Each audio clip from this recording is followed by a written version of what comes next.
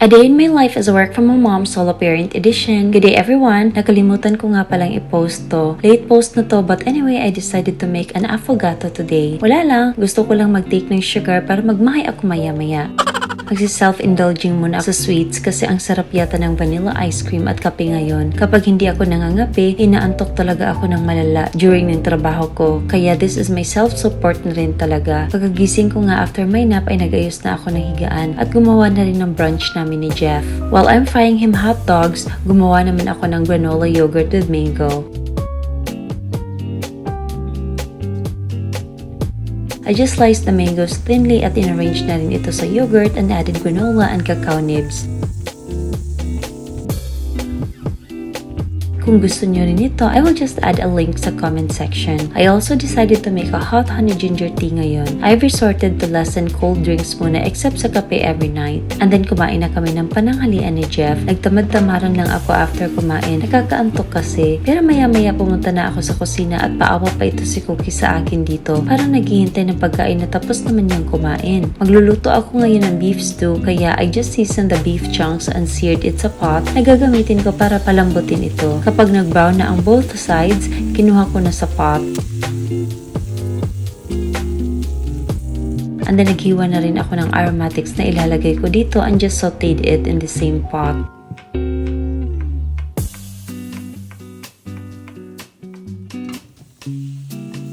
Naglalagay rin ako ng tomato paste, beef bouillon, at red wine to elevate the flavor. Then added the water, additional herbs and spices. Tsaka nilagay ko na ang karne at papakulaan ko lang ito ng 3 oras or hanggang sa lumambot na ito masyado. Maaga pa naman yan, mga 3 PM pa lang. Mas mainam na ito na hayaan ko lang itong maluto in low heat para makapag-chill muna ako. Kasama ni Cookie dito na nag-chill lang rin na nanonood ng TV. Later nga ay nag-ayos na ako at napagpasya na magtrabaho sa bahay. Naligo muna ako kaya hindi talaga pwede mag-skip ng ligo in a day. Pinaligpit ko na rin si Jeff sa mga kalat niya kasi ang daming papel na ginamit niya sa pagdodrawing. Yan talaga minsan ang ginagawa niya kapag nababagot siya. Kung ano-ano na lang ang trip. Isa-isa ko na lang tinupi ang mga damit at nilagay sa cabinet. In-order ko lang itong cabinet sa IKEA online. I-search nyo na lang kasi hindi ko na mahanap ang link. At ayun na nga, nagpalit na rin ako ng sheets kasi medyo matagal na rin itong hindi napalitan gawa ng maraming lakad lagi. Napaka-refreshing talaga pag bago ang sheets mo sa kama.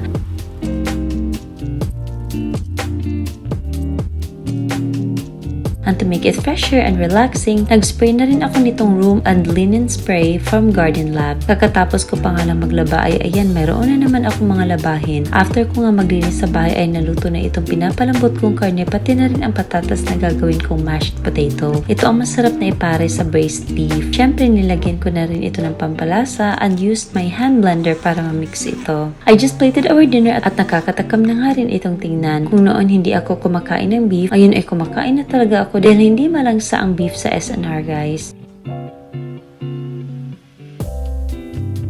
I also toasted some bread to pair with it. At ang sarap na nga ng kain namin at sa kalagitnaan ay ayun na nga si Cookie naglalambing na rin at gustong tumikim. Na-achieve ko rin ang napaka-tender na meat nito and after that went to my room to relax and take another sleep. But of course, skincare is important talaga at hindi dapat siniskip yan. And that's all for today. Thank you so much for watching. Bye!